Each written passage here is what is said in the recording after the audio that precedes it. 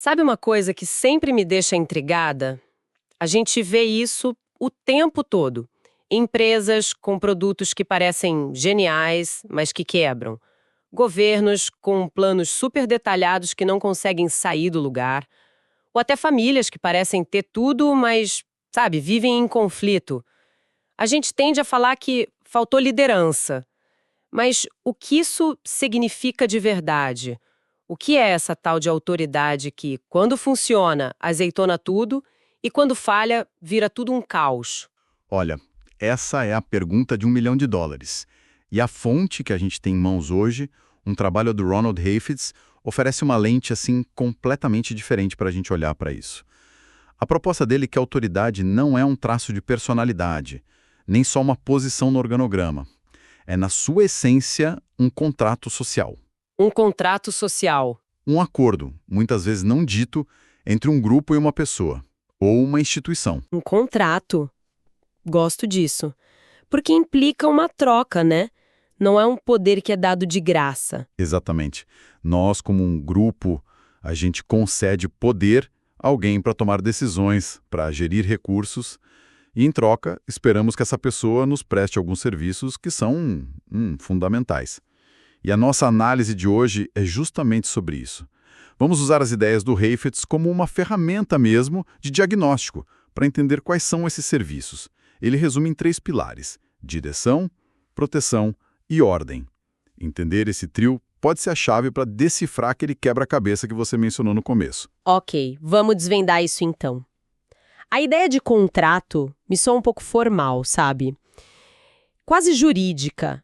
Mas, pelo que eu entendi do material, a ideia aqui é muito mais profunda, é quase instintiva, não é? É totalmente instintiva. O Heifetz argumenta que essa capacidade de formar relações de autoridade, ela tem raízes evolutivas. Foi o que permitiu que nossos ancestrais cooperassem em grupos cada vez maiores, mais complexos. É um mecanismo de sobrevivência social.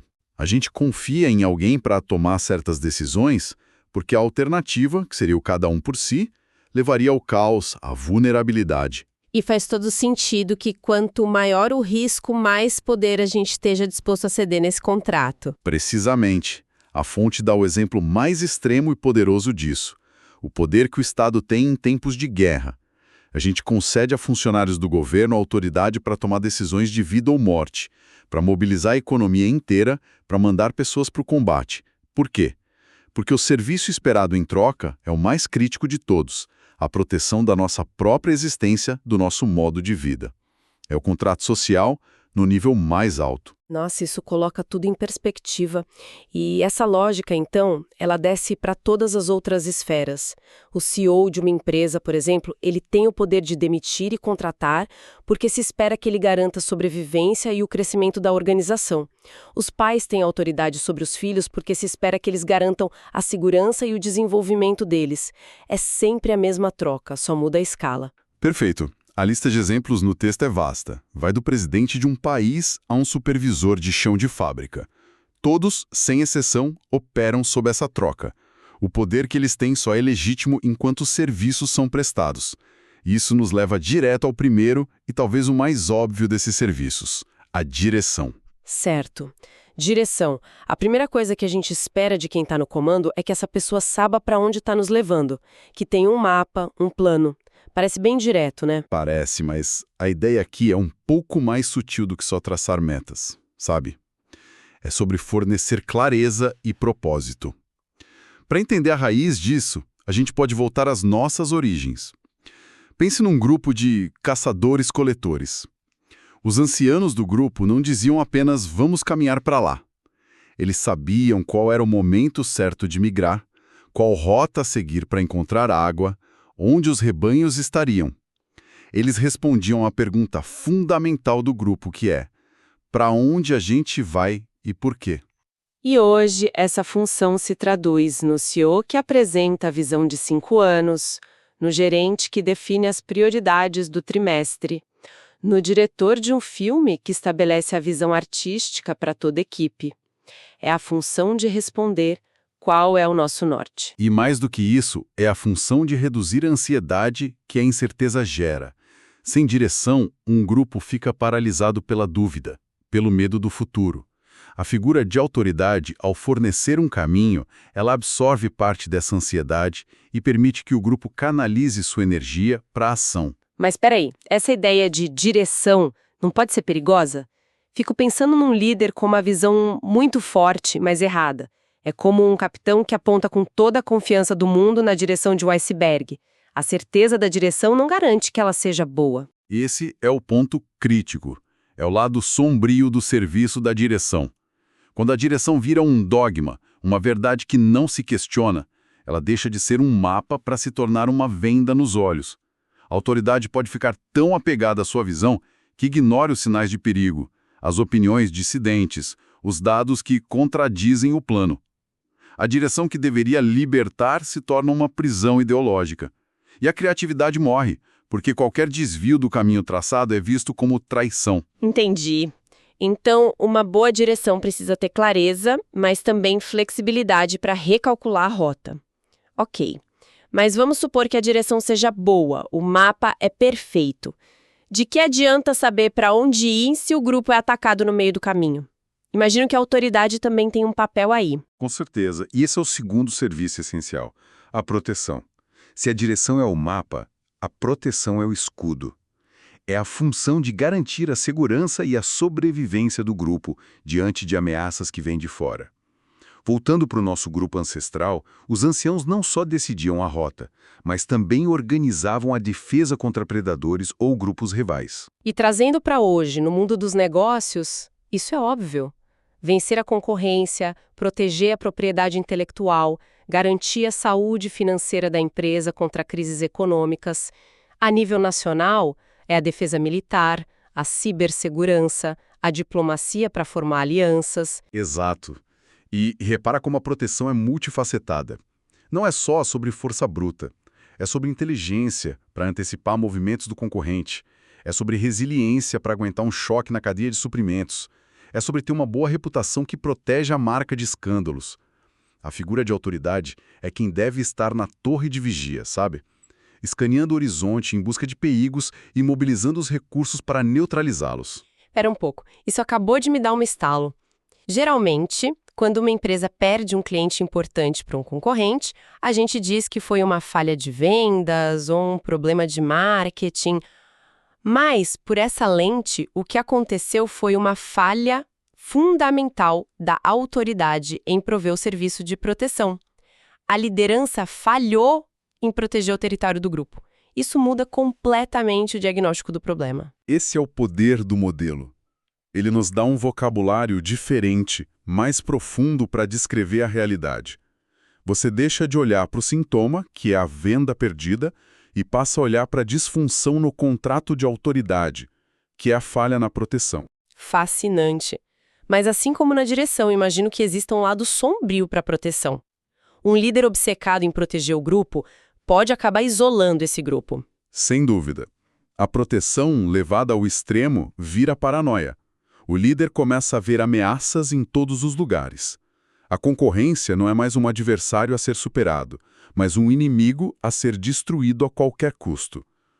Alianças se tornam impossíveis porque não se pode confiar em ninguém de fora. Internamente, isso cria uma cultura de medo e desconfiança do mundo exterior. O escudo que deveria proteger vira um muro de prisão que impede a entrada de novas ideias, talentos e oportunidades. A proteção vira xenofobia nos países ou aquela síndrome do não foi inventado aqui nas empresas, onde qualquer ideia de fora é rejeitada na hora. Exatamente isso. É um equilíbrio delicadíssimo. Certo. Então, temos um grupo com um mapa claro e um escudo forte. Já parece uma receita para o sucesso. Mas eu já vi muitos grupos assim que implodiram. Brigas internas, fofoca, politicagem, um caos total. Como essa teoria explica isso? A autoridade falhou em quê, exatamente? Ela falhou no terceiro e talvez mais subestimado dos serviços: a ordem. Se a direção lida com o futuro e a proteção com o ambiente externo, a ordem lida com o aqui e agora, com o ambiente interno do grupo. É o serviço que mantém a coesão e previne que o grupo se desfaça de dentro para fora. Manter a ordem. Essa expressão tem um peso, né? Só um pouco autoritária, tipo controle, rigidez. É uma reação comum, e por isso é importante desmistificar. A ordem, no sentido que o Heifetz propõe, não é sobre repressão, é sobre criar um ambiente previsível e psicologicamente seguro. Pense em semáforos numa cidade. Eles são uma forma de ordem. Eles restringem sua liberdade de cruzar a rua a qualquer momento, mas ao fazer isso, eles permitem que o sistema inteiro, o trânsito, flua e te dão a liberdade de se mover pela cidade com segurança. A ordem é o semáforo do grupo. Gostei da analogia. Então, como a autoridade instala os semáforos? De 3 formas principais. Primeiro, mantendo as estruturas. Quem se reporta a quem, quais são as responsabilidades de cada função, como as decisões são tomadas. Um organograma claro é uma ferramenta de ordem. Segundo, resolvendo conflitos internos. A autoridade atua como mediadora, como árbitra, aplicando as regras de forma justa para restaurar a harmonia. E terceiro, e talvez o mais importante, reforçando as normas e valores do grupo. O famoso jeito que a gente faz as coisas por aqui. Então, quando um gerente ignora uma briga entre 2 funcionários, ele está falhando em prover ordem. Quando as regras só valem para alguns, a ordem está sendo quebrada. Quando a cultura da empresa é tóxica, é uma falha massiva da autoridade em manter a ordem. Exatamente. E a falta de ordem gera um estresse imenso. As pessoas gastam mais energia navegando na política interna e se protegendo de conflitos do que fazendo o trabalho delas. A produtividade cai, o talento vai embora. O grupo pode ter a melhor direção do mundo, mas não vai sair do lugar porque está atolado no pântano do caos interno. E qual seria o lado sombrio da ordem? Imagino que seja a burocracia, que paralisa tudo. É exatamente isso. A ordem, quando se torna um fim em si mesma, vira rigidez. Os processos se tornam mais importantes que os resultados. As regras são aplicadas de forma cega, sem considerar o contexto. A estrutura que deveria dar suporte vira uma gaiola que impede a inovação. A busca pela previsibilidade mata a espontaneidade e a criatividade. É o gerente que se preocupa mais com o preenchimento correto do formulário do que com a ideia genial que está escrita nele. Faz todo sentido. Então, quando a gente junta as 3 peças, direção, proteção e ordem, não temos só uma lista de tarefas para um líder. A gente tem um sistema dinâmico, um tripé. Um tripé é a metáfora perfeita. Porque se uma das pernas for muito curta ou muito longa, a estrutura inteira fica bamba, instável. A verdadeira arte da autoridade não é só entregar os 3 serviços, mas saber como equilibrá-los de acordo com o contexto. Pode dar um exemplo desse equilíbrio? Claro. Pensa numa startup em estágio inicial. O foco principal da liderança precisa ser a direção. Encontrar um produto que se encaixe no mercado, definir uma visão ousada. A ordem pode ser baixa, a estrutura é fluida, até meio caótica. Isso é normal e até desejável. Agora pega o gerente de uma usina nuclear. O foco dele precisa ser 95% em ordem e proteção. Os processos têm que ser rígidos, a segurança é inegociável. A direção, que é gerar energia, já está estabelecida. O desafio é manter o sistema estável e seguro. E os problemas aparecem quando esse equilíbrio está errado para o contexto. Um líder que tenta gerir uma startup como se fosse uma usina nuclear vai matá-la com burocracia. E um líder que gere a usina com a mentalidade de uma startup. Bem, isso seria um desastre. Exatamente. E a gente pode usar isso para analisar falhas. Uma empresa antiga e burocrática que não consegue inovar provavelmente tem um excesso de ordem e uma falta de direção. Um movimento político que é ótimo em apontar inimigos, a proteção, e em ter uma visão clara, a direção, mas que é marcado por brigas internas constantes, falta de ordem. O modelo nos ajuda a diagnosticar a causa raiz da instabilidade. Isso me leva a uma outra questão. E quando um líder falha em prestar esses serviços, mas mesmo assim continua no poder? A história está cheia de exemplos. A teoria do contrato não se quebraria aí? Ótima pergunta. O Heifetz não aborda isso diretamente nos trechos que a gente tem, mas podemos inferir uma resposta. A teoria não diz que o contrato, ao ser quebrado, é imediatamente rescindido. A manutenção no poder pode se dar por outros meios que não a autoridade legítima. A força, a coerção, o controle da informação, a criação de dependência. Nesses casos, a pessoa não está mais exercendo autoridade no sentido do contrato social. Ela está exercendo poder bruto. A relação deixa de ser de confiança e passa a ser de dominação. A legitimidade se foi, mesmo que o cargo permaneça. Entendi. Então, a estrutura toda continua válida, a autoridade é o contrato, fora do contrato é outra coisa. É poder, mas não autoridade legítima. Isso é muito esclarecedor. E nos mostra que, ao avaliar um líder, talvez a gente esteja intuitivamente medindo exatamente isso. Quando sentimos que uma liderança é boa, provavelmente estamos percebendo um equilíbrio saudável dos 3 serviços. Quando sentimos que algo está errado, geralmente é porque uma das pernas do tripé está falhando. Perfeito. Então, para amarrar tudo isso de uma forma memorável, a análise de hoje nos deu uma ferramenta poderosa para entender a autoridade, não como poder, mas como um contrato social. E esse contrato se baseia na entrega de 3 serviços essenciais: um mapa, a direção, um escudo, a proteção e as regras do jogo interno, a ordem. O sucesso não está em ter só um deles, mas no equilíbrio constante entre os 3. Exatamente. E isso nos deixa com uma reflexão final, uma forma de usar esse conhecimento no dia a dia.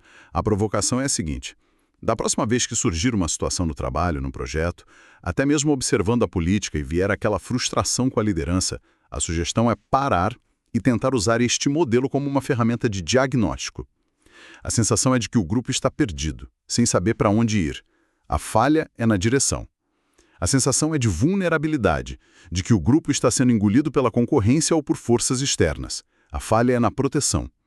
Ou a sensação é de caos, conflito e exaustão interna. A falha é na ordem. A clareza que essa simples análise pode trazer a uma situação complexa pode surpreender.